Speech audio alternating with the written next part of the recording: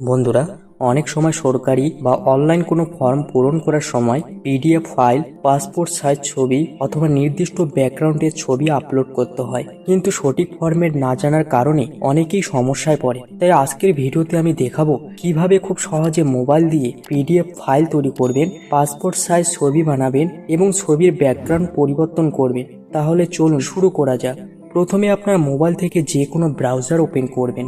আপনাদের সুবিধার্থে আমি গুগল ক্রোম ব্রাউজার ওপেন করছি। গুগল ক্রোম ওপেন করার পর সার্চ করবেন PI7 লিখে। এরপর একদম প্রথম যে ওয়েবসাইটটি আসবে PI7 ইমেজ টুল নামে, সেখানে ক্লিক করবেন। পরবর্তী পেজে এই ওয়েবসাইটের এরকম একটি ইন্টারফেস দেখতে পাবেন। এই ওয়েবসাইট থেকে আপনারা বিভিন্ন ধরনের কাজ করতে পারবেন, তবে জেপিজি বা মোবাইলে তোলা কোনো ডকুমেন্টের ছবি পিডিএফ তৈরি করার জন্য একদম নিচের দিকে আসতে হবে। এরপর ইমেজ টু পিডিএফ নামে একটি সেকশন দেখতে পাবেন। এখানে আপনারা যে কোনো ছবি পিডিএফ এ কনভার্ট করতে পারবেন, পিডিএফ ফাইলকে জেপিজি করতে পারবেন। জেপিজি টু পিডিএফ আন্ডার 50 কেবি অর্থাৎ 50 কেবি সাইজে পিডিএফ ফরম্যাটে ডকুমেন্ট তৈরি করতে চাইলে এই অপশনটিতে ক্লিক করতে হবে। জেপিজি টু পিডিএফ আন্ডার 100 কেবি অর্থাৎ 100 কেবি সাইজে পিডিএফ ফরম্যাটে ডকুমেন্ট তৈরি করতে চাইলে এই অপশনটিতে ক্লিক করতে হবে। তবে আমি ইমেজ টু পিডিএফ অপশনে ক্লিক করছি। এরপর অ্যাড ইমেজেস অপশনে ক্লিক করবেন। তারপর আপনার গ্যালারি থেকে যে ডকুমেন্টটির ছবি তোলা আছে সেটি সিলেক্ট করবেন।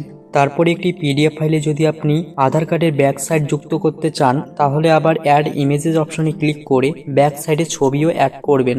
তাহলে একটি পিডিএফ ফাইলের মধ্যেই আধার কার্ডের ফ্রন্ট এবং ব্যাক দুই পাশই যুক্ত হয়ে যাবে। এরপর নিচে also complete PDF two manual size নামে একটি অপশন দেখতে পাবেন।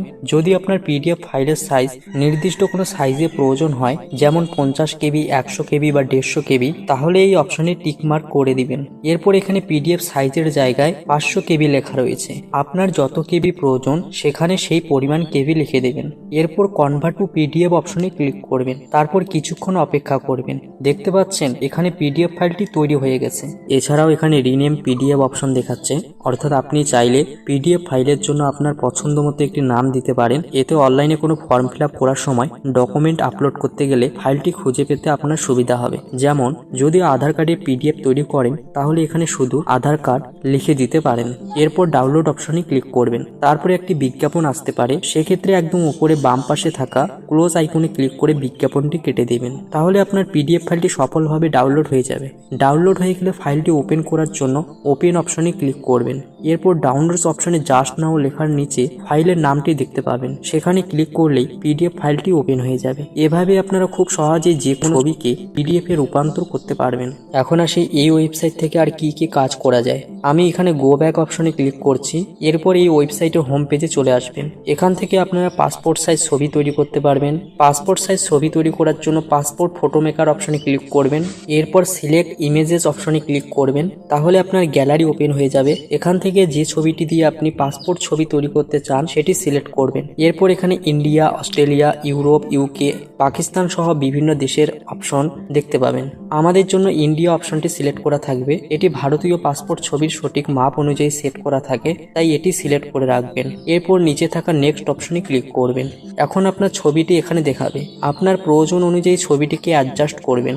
আমি এখানে ছবিটিকে একটু ক্রপ করে নিচ্ছি যাতে দেখতে আরো ভালো লাগে। এরপর সেভ অ্যান্ড নেক্সট অপশনে ক্লিক করবেন।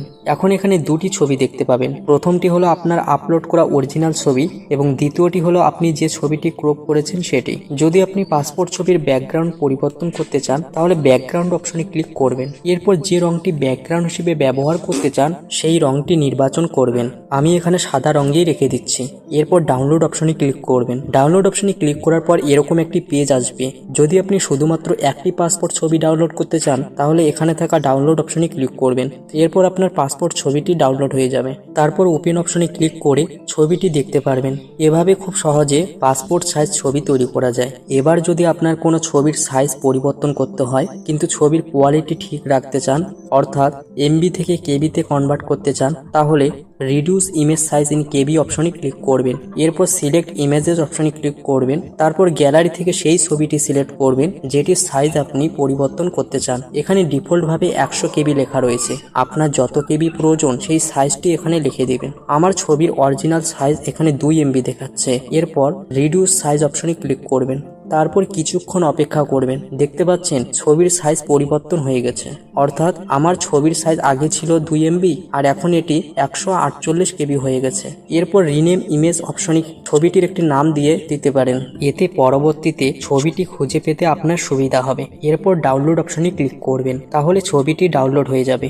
এছাড়াও এই ওয়েবসাইট থেকে আরও বিভিন্ন ধরনের কাজ করতে পারবেন, যেমন ছবির ব্যাকগ্রাউন্ড রিমুভ করতে পারবেন, সিগনেচার তৈরি করতে পারবেন এবং আরও অনেক কাজ করতে পারবেন। আমি সব অপশন দেখাচ্ছি না, কারণ সবগুলো দেখাতে গেলে ভিডিওটা অনেক বেশি লম্বা হয়ে যাবে। এভাবেই আপনারা খুব সহজে PDF ফাইল তৈরি করতে পারবেন, পাসপোর্ট সাইজ ছবি তৈরি করতে পারবেন এবং যে কোনো ছবির সাইজ MB থেকে KB তে কনভার্ট করতে পারবেন। তো বন্ধুরা, এই ছিল আজকের ভিডিওটি যদি আপনাদের কাজে লাগে তাহলে অবশ্যই একটি লাইক করবেন, আর চ্যানেলে নতুন হয়ে থাকলে চ্যানেলটি সাবস্ক্রাইব করে পাশে থাকা বেল আইকনটি অন করে রাখবেন। আজ এখানেই বিদায় নিচ্ছি। সবাই ভালো থাকবেন, সুস্থ থাকবেন। দেখা হবে পরবর্তী নতুন কোনো ভিডিওতে। ধন্যবাদ।